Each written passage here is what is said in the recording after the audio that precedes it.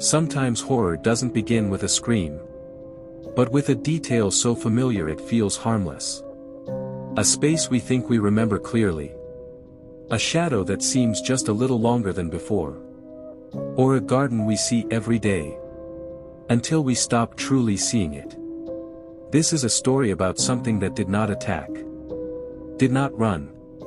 Did not knock on the door. It waited. It grew quietly. Until the line between inside and outside blurred.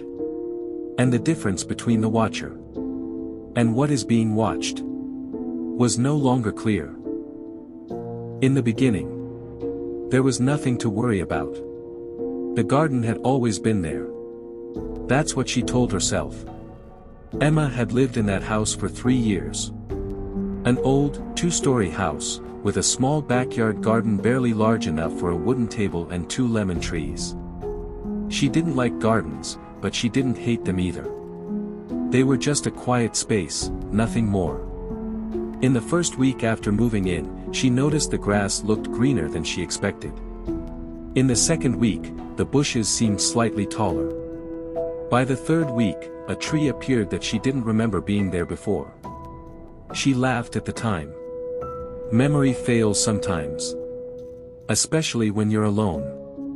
Emma worked from home. Her days were repetitive, quiet, blending into one another. Tea in the morning. The computer. A window overlooking the garden. The window was more important than she realized.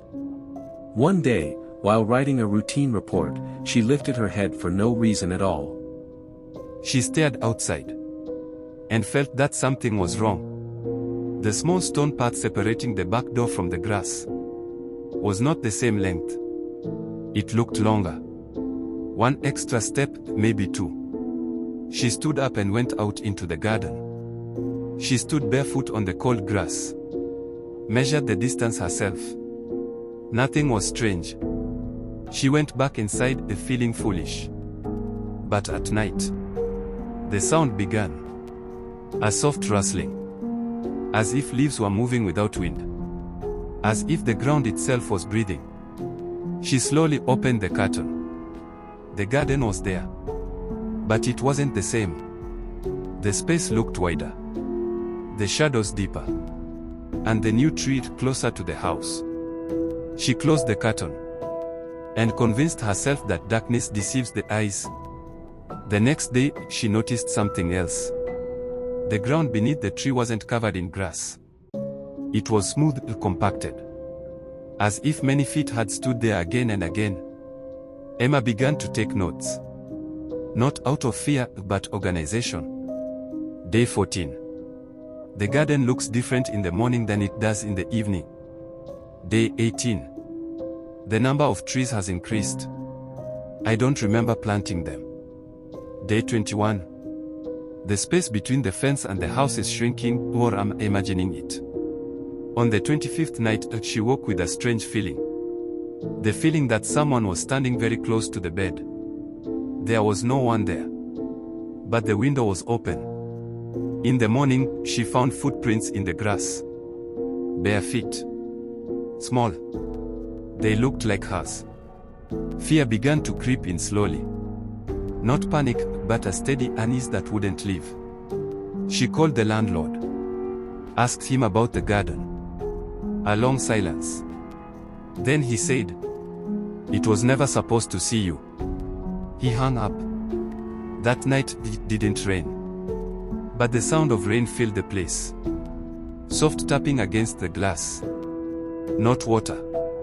She opened the window despite her screaming mind. The garden was no longer a garden. It was a forest. Tall, crowded trees, their trunks twisted like stiffened bodies. And the house was inside it.